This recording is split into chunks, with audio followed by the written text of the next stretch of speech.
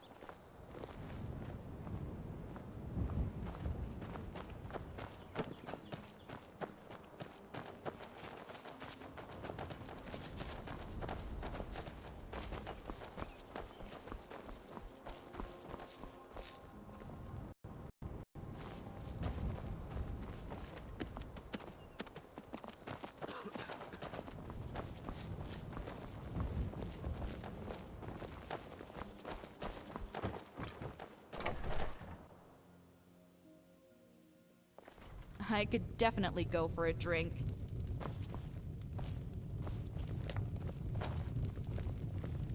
Mom says I'm getting a new mommy and daddy, so I'll have 2 of each now.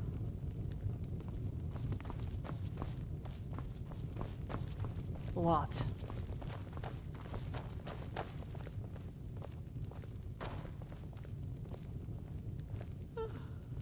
An inn. Food for the thirsty, rooms for the weary. Now this is a temple.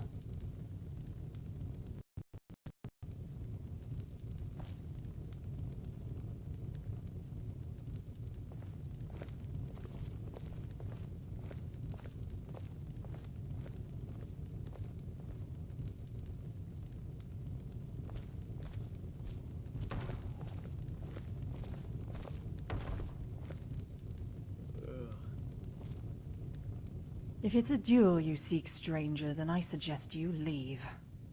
I am not here to fulfill your desire for pain, or free you from your wretched existence. At least, not today.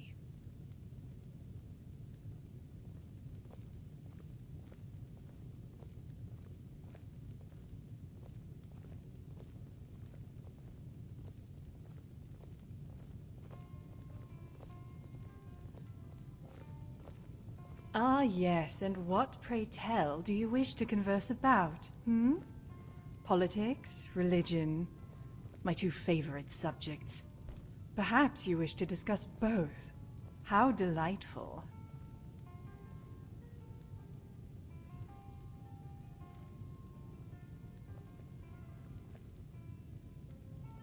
But why bother with the foreplay? You seek vengeance for your loved ones, that's why you want to talk. That's why everyone wants to talk. Well, you are too late. I am no longer a Thalmor. The clothes are just that. Clothes. I will not discard a perfectly adequate robe.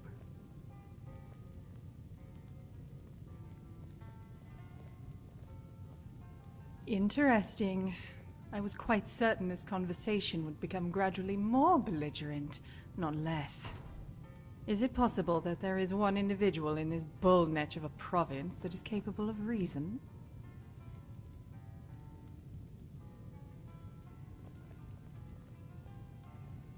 It is a rather simple matter. I disobeyed a direct order from my superior. I was stationed in Markarth with 2 others. We were investigating a family that kept abnormal hours, staying up well past midnight. Unfortunately, myself and one of the other justiciars got into an argument over the children. The fool thought they were innocent.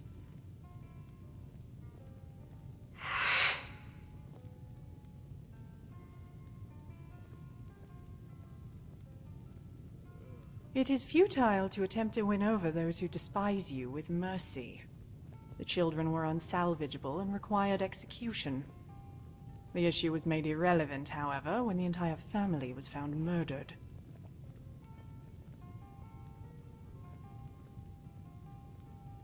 That is insignificant. The family was dead and no longer worshipped Talos. Moreover, by letting a murderer run amok, we prevented the family from becoming martyrs. There was just one problem. Everyone assumed I was the murderer. It didn't help that I've been a rather vocal proponent of mass execution. So we decided it was best to use this perception to our advantage. Now, I never confessed to the crime, but I was stripped of my rank and exiled. This gave the perception that justice was served.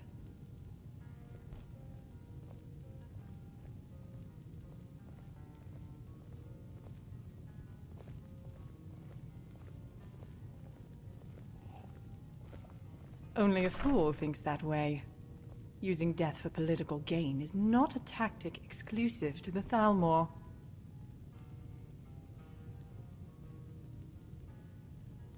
Ondolamar estimated that Talos worship would decrease by 1/3 in the wake of the murders. I don't know if that's true, but I wouldn't doubt his calculation.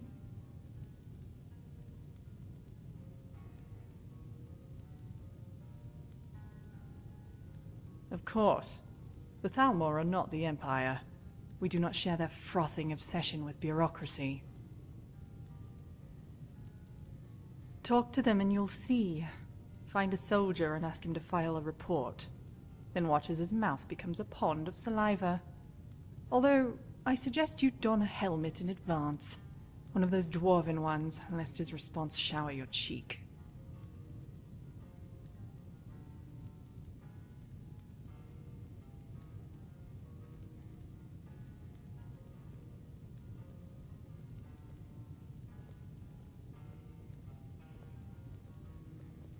You sound like a diplomat I once knew. He thinks we can win this war with words. But Hammerfell is proof that some fools will never yield. And when this war resumes, I will rejoin my brethren.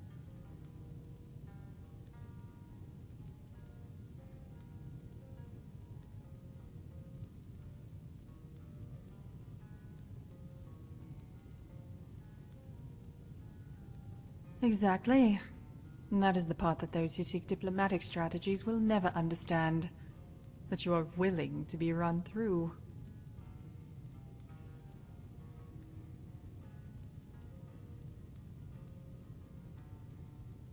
There's nothing to tell. They act brave and fight poorly.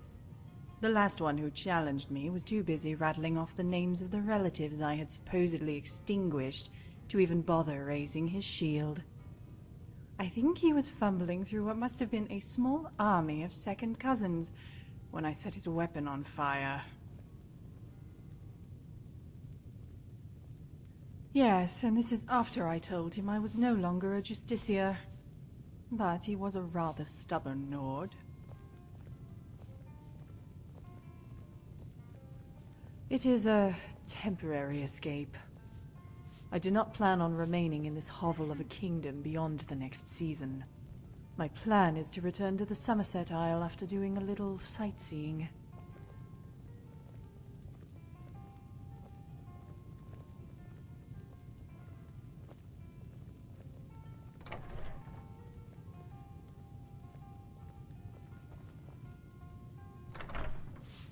I suppose that's the point. A huge cemetery is not something people want to see during wartime. It's bad for morale. They are tolerant because they are afraid.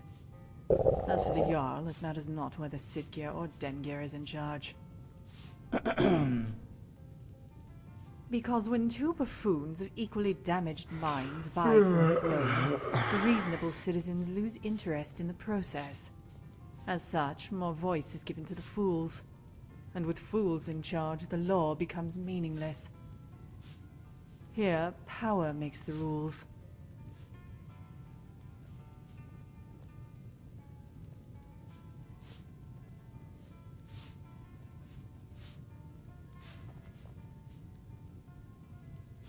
And you wish to advertise this fact to me. You are worse than that idiot Boland. At least his threats are somewhat veiled. Because when two buffoons of equally damaged minds vie for a throne, the reasonable citizens lose interest in the process.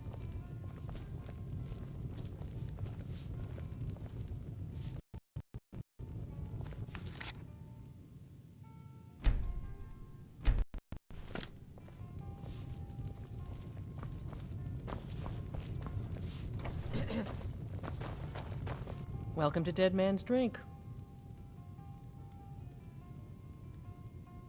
Sure thing. It's yours for a day.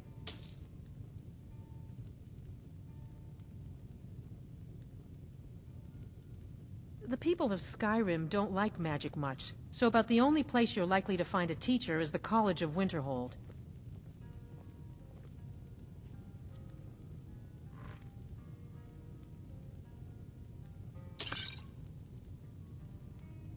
Here, take a look at this.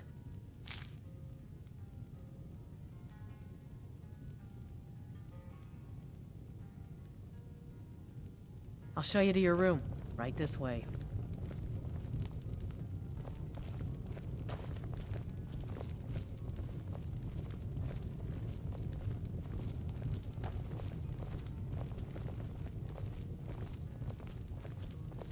Let me know if there's anything else you need.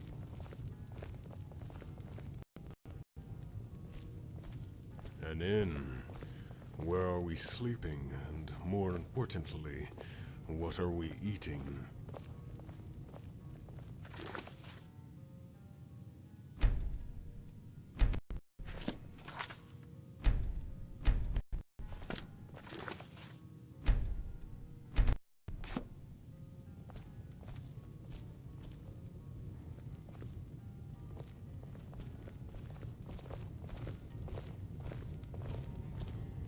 I heard that Helgen was attacked by a dragon.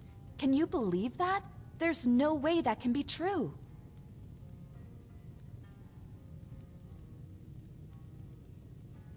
Oh, okay.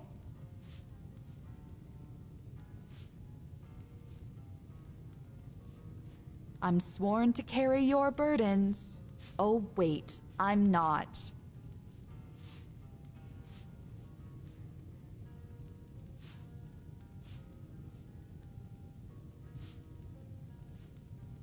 Yeah?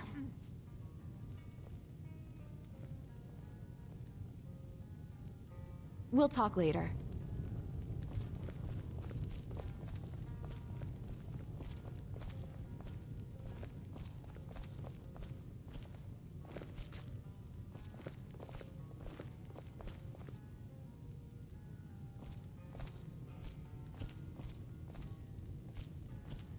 Hmm? Yeah? Not exactly. I have good friends in the guild, like Sapphire, but I wanted to keep my independence. I'm not interested in rebuilding a guild or belonging to some club. Oh, and I don't play well with others. Was there something else?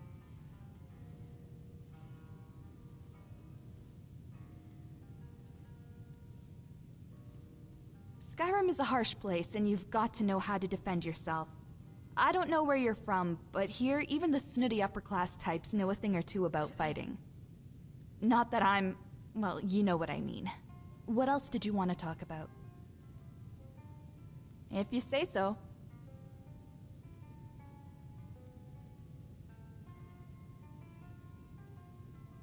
That's not going to happen.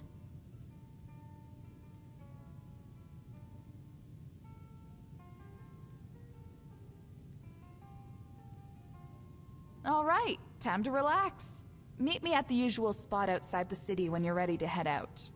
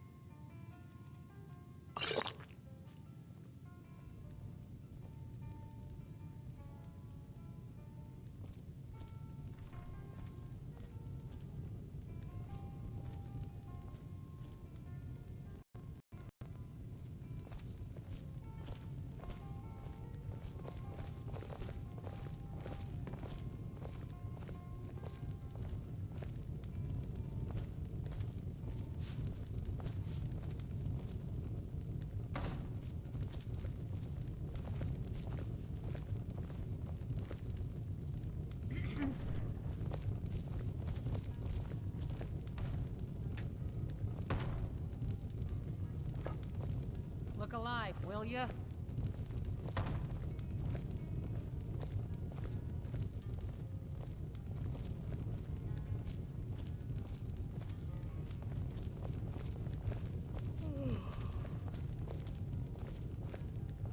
Is there something I can do for you?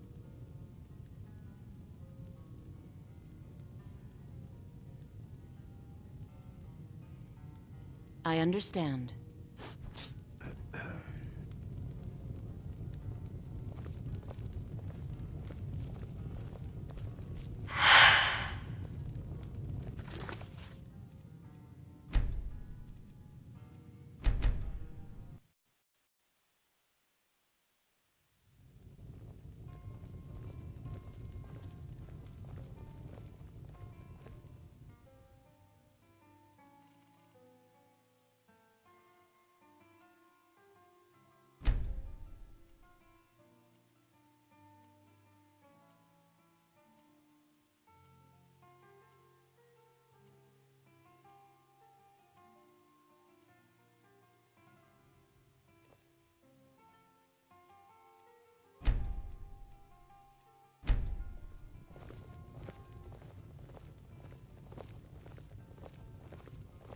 Two fans of the Nord Myrmidon I killed. We're here honoring his grave. Let's just say, they didn't find my presence to their liking.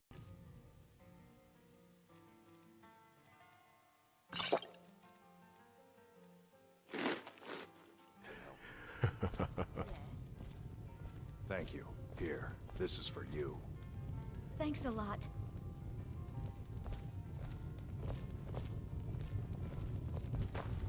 You're a good friend. Here, What? take this. You'll like it. Thanks a lot.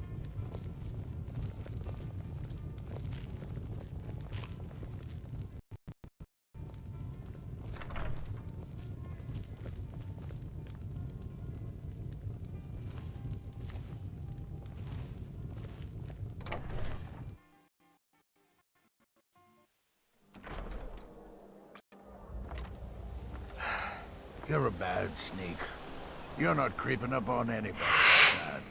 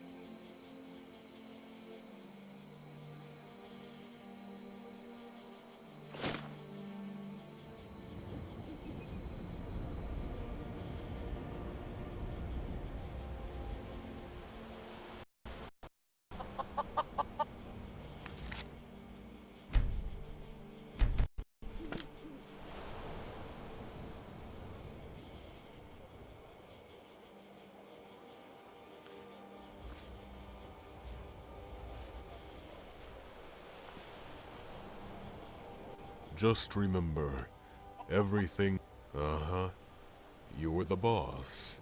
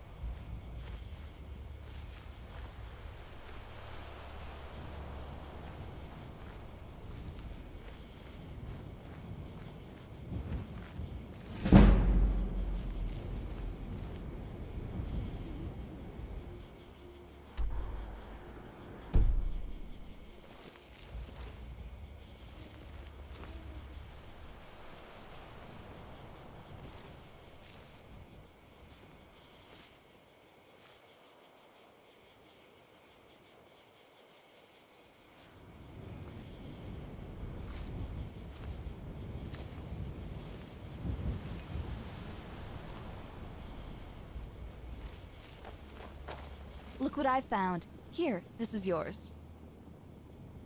Last night I found myself exploring the house of someone with more coin than I thought they needed.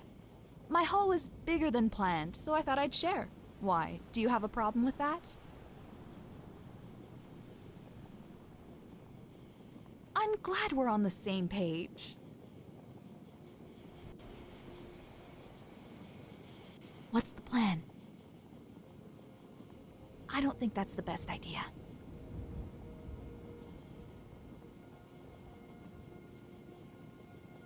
Okay.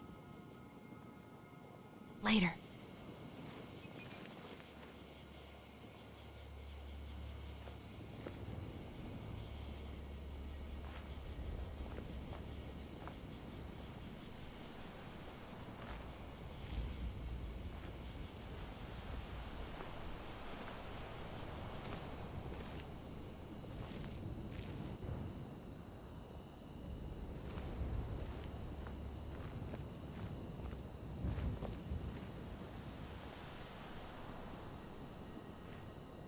Yeah. I'm going to walk around for a bit. I'll meet you outside the city gates when you're ready to go.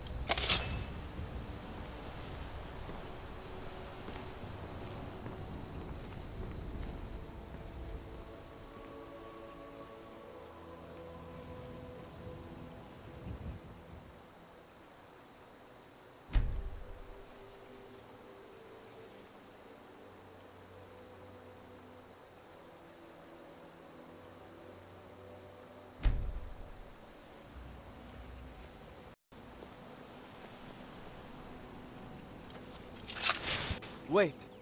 I know you. There's no mistake. You're a wanted man, and it's time to pay for your crimes. Nah. Well, your bounty is low. Alright, get out of my sight. But you're known to me now, scum. Remember that.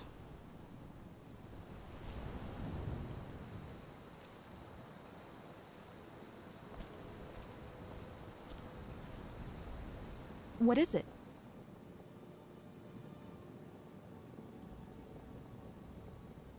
We'll talk later.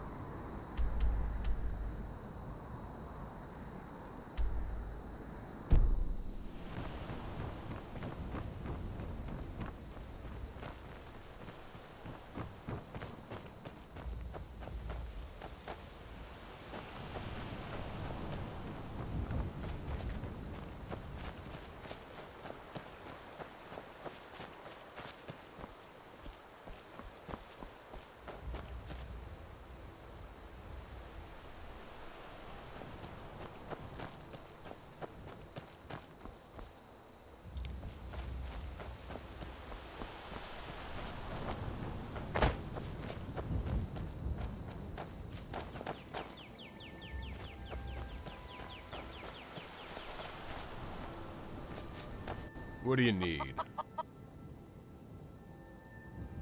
About time, friend. Here I was, thinking I was going to have to kill something without you.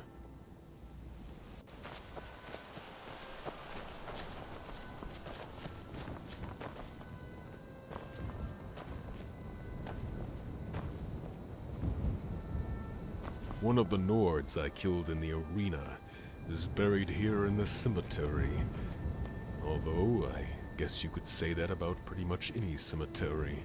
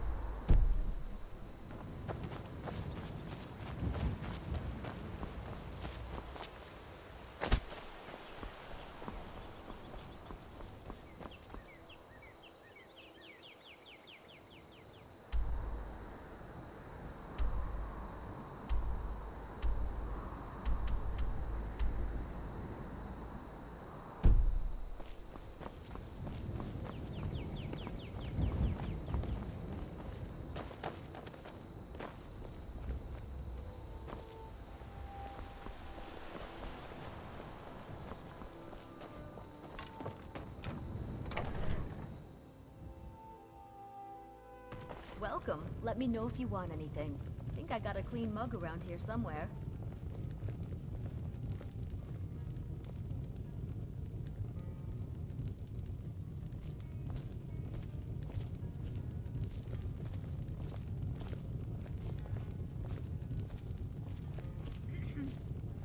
If you work in the forge, remember, it isn't just the hammer that strikes the blade, it's the animal.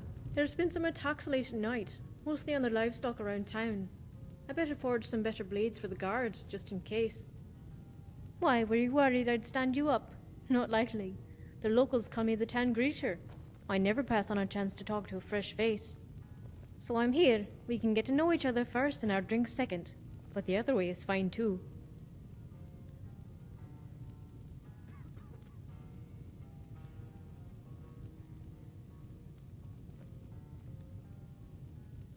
That's right.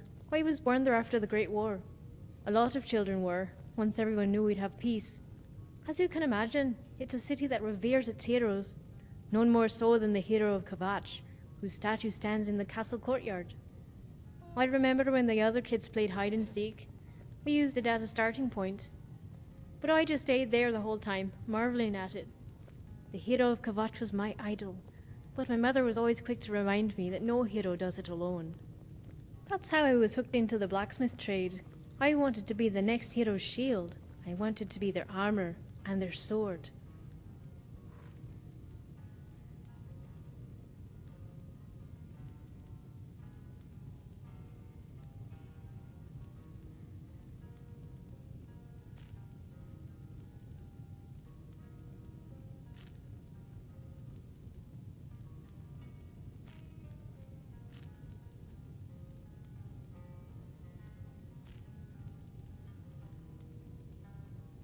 I admit I had a fantasy or two about the hero of Kavach, and part of me used to dream of being the wife of a great hero. That's why I'm in Skyrim. With the war and the talk of dragons, maybe I'll meet the great legend right here in Falkreath.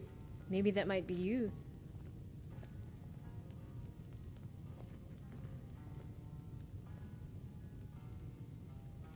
Me and Lord? By the 8, no. He's old enough to be my grandfather, I think, and slow enough to be my anvil. That, and he's not my type. I prefer strong leaders, brave warriors, and a sense of humour wouldn't hurt. But Lord's a good man, loyal and kind.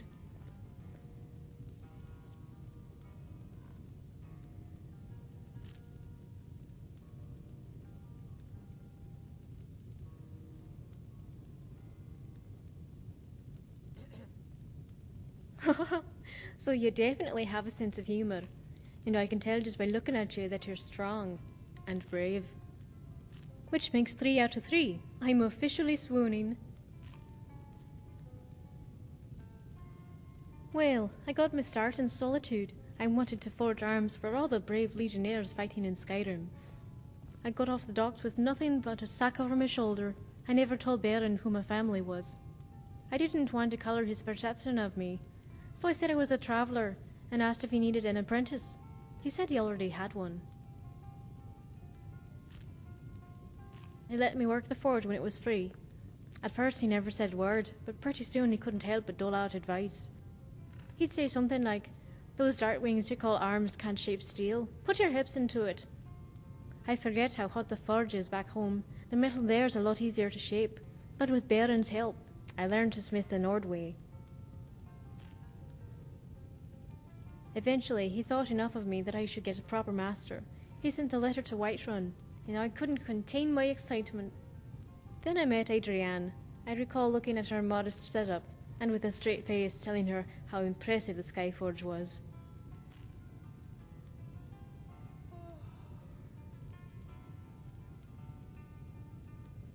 I'm sorry. Adrienne and her husband run War Maidens, a smithing shop in Whiterun. It's a small shop, about the size of Lord's place. So when I told her I thought it was the Skyforge, she had a pretty good laugh at my expense. She pointed up to the Great Eagle and said, "Child, if this is the Skyforge, what in oblivion is that thing?"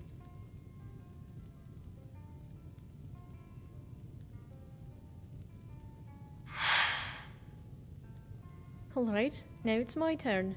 So what's it like being an adventurer? It must be exciting to wander Skyrim, never knowing what tomorrow will bring.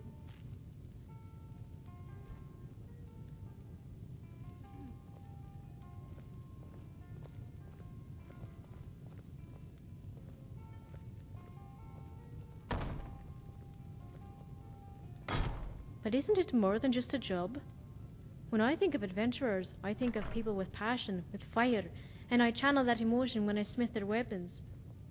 Although granted, it must get lonely out there too. So sometimes I'll forge a pendant or a ring, just to remind them of home. She could just spend less time serving Dengir. afford to pay you both, Nari. I really do.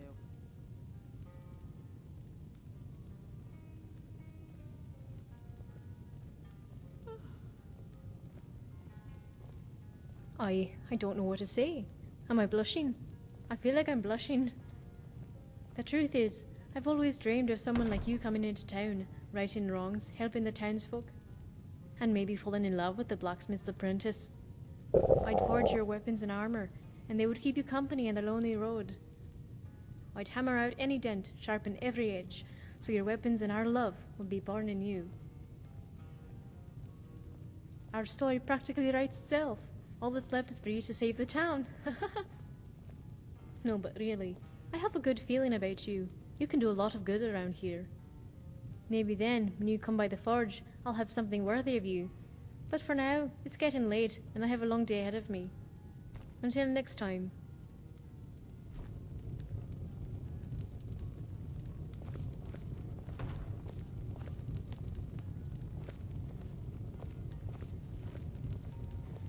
Yes? Welcome to Dead Man's Drink. I escaped fighting in Cyrodiil, only to have it track me down again in Skyrim. Have you seen that Shrine of Azura? They say the Dark Elves built it after they fled from Morrowind. Sight to see.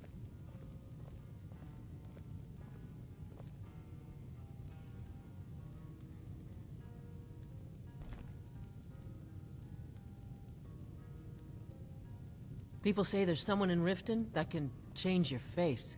Make you look completely different. Do you believe that?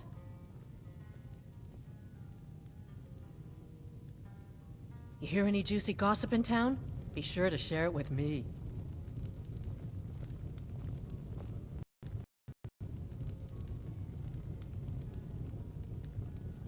An inn. Food for the thirsty, rooms for the weary. Now this is a temple.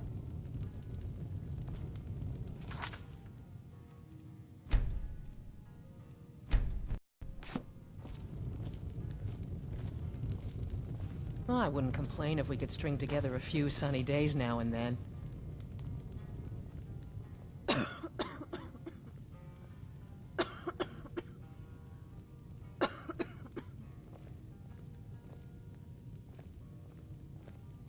That's a question I have asked myself for weeks now.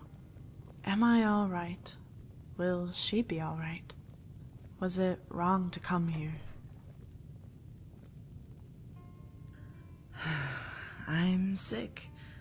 I mean, it would be fine if it was just a cough, but, well, my body hurts so much I can barely walk. And those are the good days.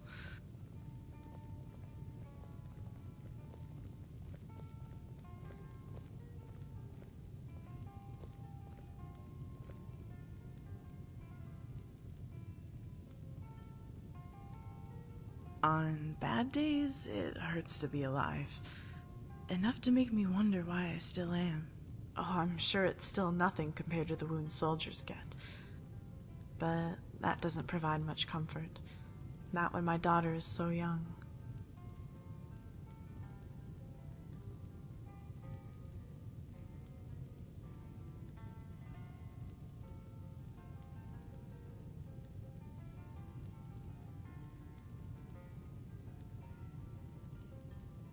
I've already tried.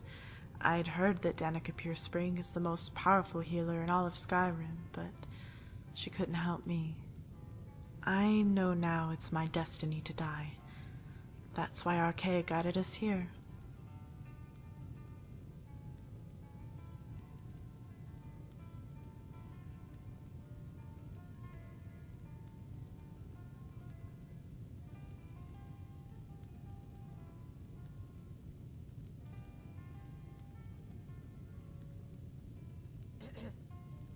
Oh, I know. My faith wasn't always as strong as it is now. In fact, I almost gave up on the Divines altogether.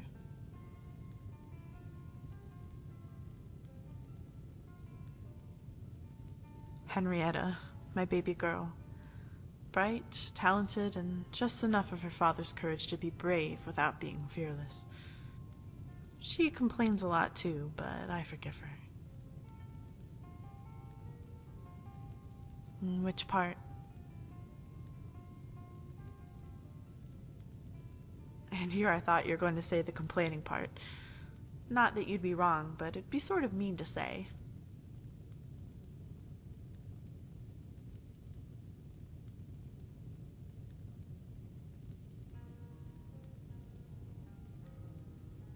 My husband passed away not too long ago. She reminds me so much of him. If she ever asked me what he was like, I would have told her to just look in the mirror.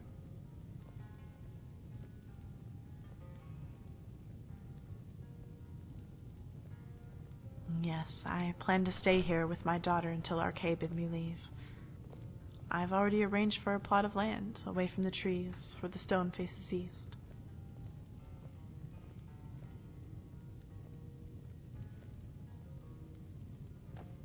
Thank you. It's funny, when they told me about the grand cemetery at Falkreath, I was so worried it might be too large.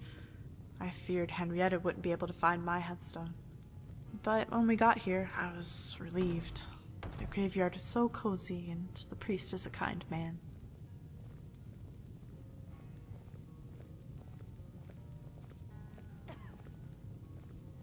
I am. I was afraid to die before, not knowing what would become of my daughter. I thought she would end up lost and alone, a child few people noticed and nobody wanted.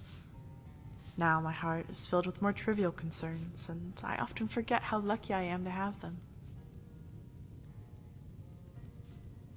I am worried she'll forget me.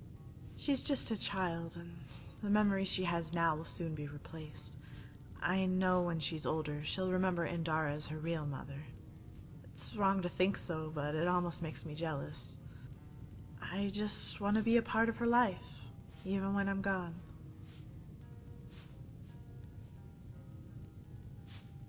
Well, these last few days I've tried to tell her all the little things, the stuff she won't understand until she's older. How to brush her hair, how to tell when a man lies, the perfect recipe for apple cabbage soup. I thought if I showed her all the little things, the big things would speak for themselves. She wouldn't have to wonder how much I loved her. Yet, when I talk to her now, all my words float by like dandelion clocks on the wind.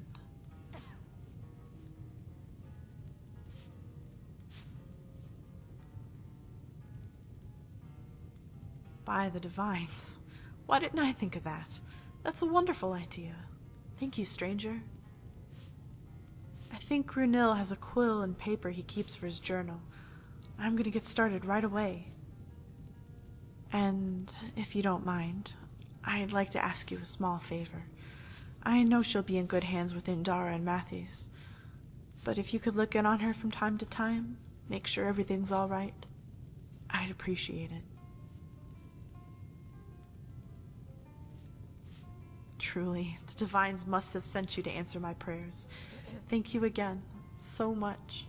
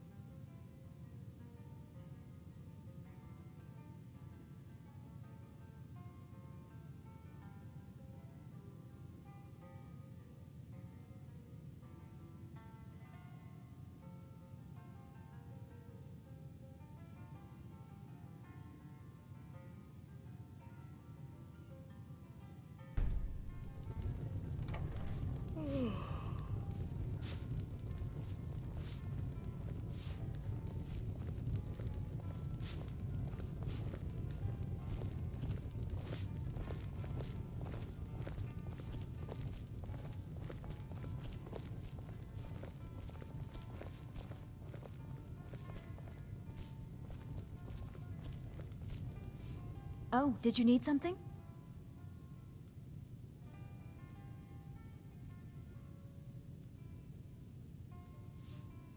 Huh?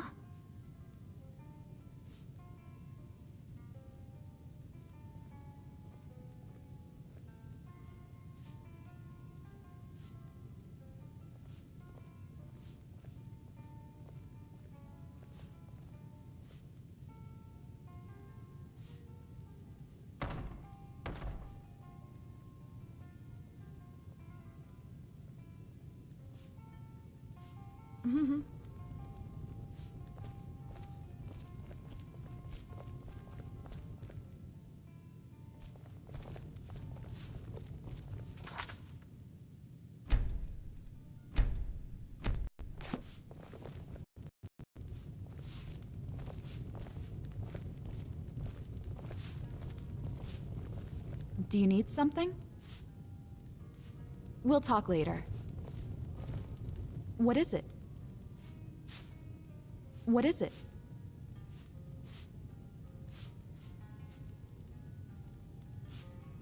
Sure thing.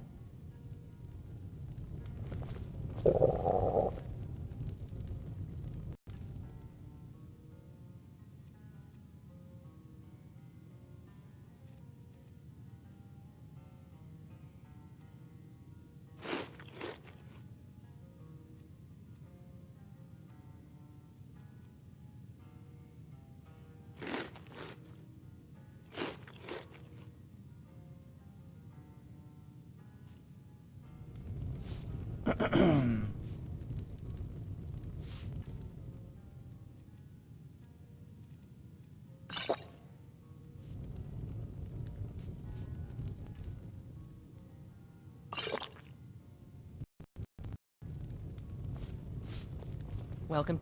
I escaped fighting in Cyrodiil, only to have it track me down again in Skyrim.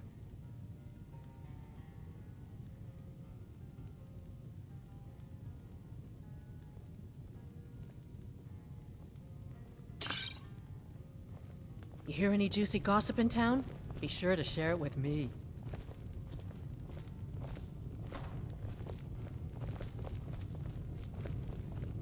What do you want?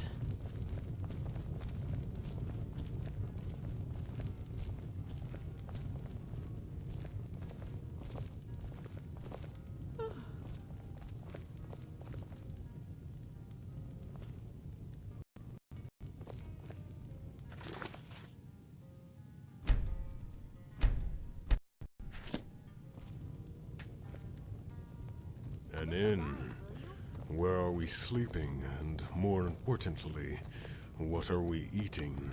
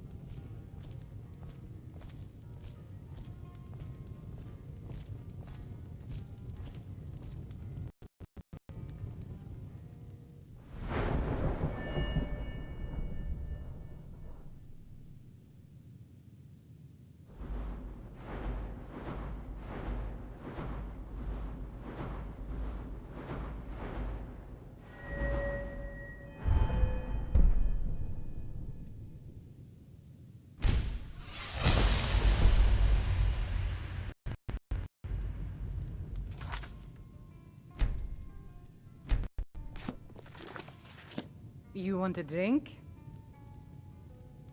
Depends. Are you thirsty, hungry, both?